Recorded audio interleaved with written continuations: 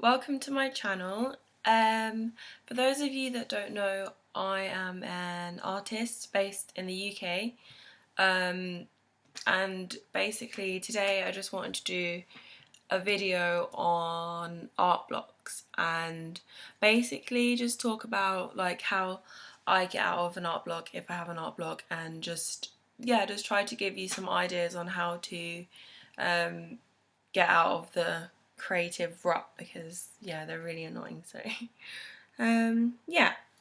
so basically I've divided it into like 4 different points on how I think you can get out of an art block and what I kind of do to, oh my god, I just fell off my chair.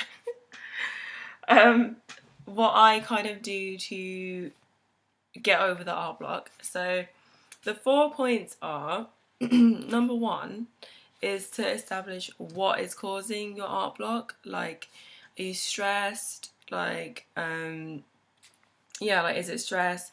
Try to stay positive and just kind of like figure out what it is that might be causing you to have this art block. Number two is to create like a positive and good working environment. So like maybe make a playlist.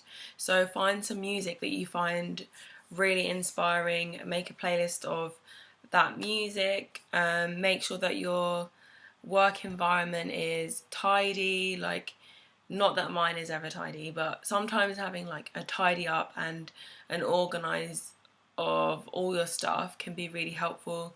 And then also, like, another point, something that I've recently done, which I find really useful, is making a mood board. So if you feel as though you have like no inspiration whatsoever, think about stuff that interests you. So like a theme or a topic. So for example, if you like mermaids, then go onto Google, find images of fish, look for different fish, look at coral, look at like sea plants, like all that kind of thing, and put it into one image. Print it out, put it on your wall, like just have it to look at while you're drawing, because it literally makes the biggest difference. Like when you're going through an art block, like having a mood board can really like make it so much easier. And number 4, which I think is really important, is like don't let it get you down and discourage you. Like, don't feel discouraged because you're experiencing an art block. Everybody experiences an art block, literally. Like, even your favorite artists will have art blocks like all the time. It's not an irregular thing. Another tip, this is just like really a personal tip, but I feel like when you have an art block, sometimes it's good not to look at other people's work, because if you're feeling really bad about your own work and you feel like you're not able to create something, sometimes looking at something that's really good at a time when you don't feel like you're able to create can be more disheartening rather than inspiring, if that makes sense. So I would recommend like looking at less finished pieces of art and looking at more things like natural structures, plants, flowers, animals, like shells, just like really interesting things like that. And they're like basically the 4 main tips that I think are really good for getting over an art block. And what I'm going to do now is I'm going to show you how to create a mood board, and I'll even upload the mood boards maybe to my Tumblr, so if anybody wants to use them, feel free to use them. And that's perfectly fine if you're lacking in inspiration or whatever. So yeah, I think that's pretty much the main tips that I have for getting over an art block. I think the last thing is make sure that even if you are experiencing an art block, don't just let it get you depressed, and don't just like not draw anything. Try and make sure that you draw something, even if it's just like a little sketch, even if you feel like it's not very good, just make sure that you keep creating, like keep pushing, keep trying to make something, and eventually you are going to come out with something that you like naturally. There's no way that you can't.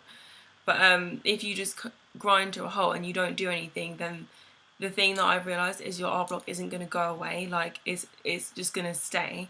You have to really work to get rid of it. So yeah. So yeah, I hope that was kind of helpful. Just a couple of tips really, and now I'm just going to show you how to make a mood board, and I'm going to put up some examples of mood boards that I've already done. So yeah, I made them specifically for the video. So yeah, I hope that they're helpful, and yeah, thank you for watching. So bye. Okay guys, so we're going to create a mood board. First things first, we're going to go into Photoshop and create a new canvas. It doesn't really matter what size you do. If you want to print it out bigger, then I recommend using an A3 canvas. So basically I'm just going to do kind of like a mermaid fish theme. So I'm going to start by typing in tropical fish or tropical fish fin. And basically all you need to do is just pick out some images that catch your eye that maybe you feel like you could use as a reference. Obviously a lot of these images are copy written, so do only use these for reference purposes and not for anything else. So like don't directly incorporate them into your work. So basically all I'm doing is just dragging and dropping some of the images that I find interesting. So basically anything you can use to inspire your drawing. So yes.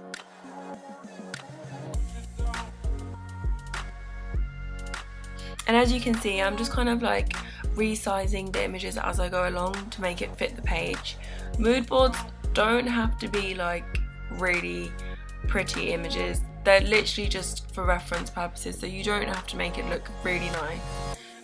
It just needs to be like a collection of images that you find inspiring enough or interesting enough to get a drawing out of. I think when it comes to doing mood boards, it's really nice to mix and match pictures with like detailed drawings. So for example, online in Amazon you can get really really good reference books, so animal reference books. These images are usually like all completely free to use, and basically they're all just like very detailed drawings of animals. So yeah, I think it's really good to mix and match the drawings with the photos if you can. But again, just use whatever you find inspiring to use.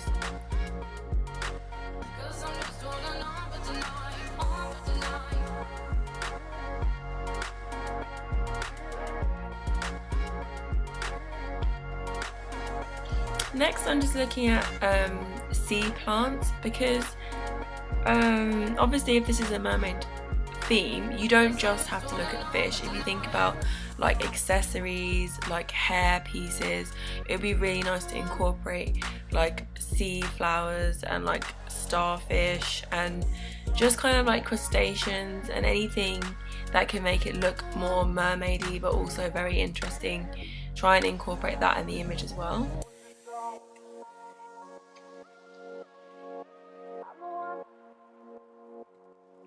But as you can see, like, I'm not doing it really neatly. I'm just kind of like placing the images wherever there's a free space.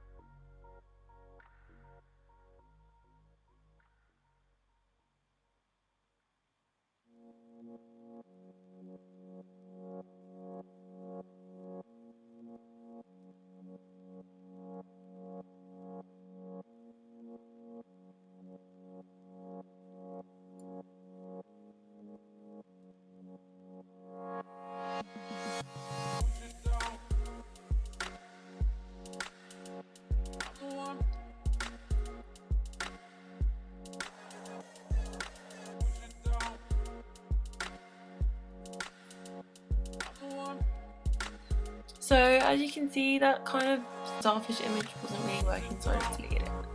And what we're going to do next is, it's really nice to get like a colour swatch from your mood board. So all you need to do is get the colour picker and on a new layer just select colours that you like, and just pick them out with the colour picker and just do like kind of like a colour swatch. And this is really useful if you're not really sure what colours to use, or you don't really know what colours go well together.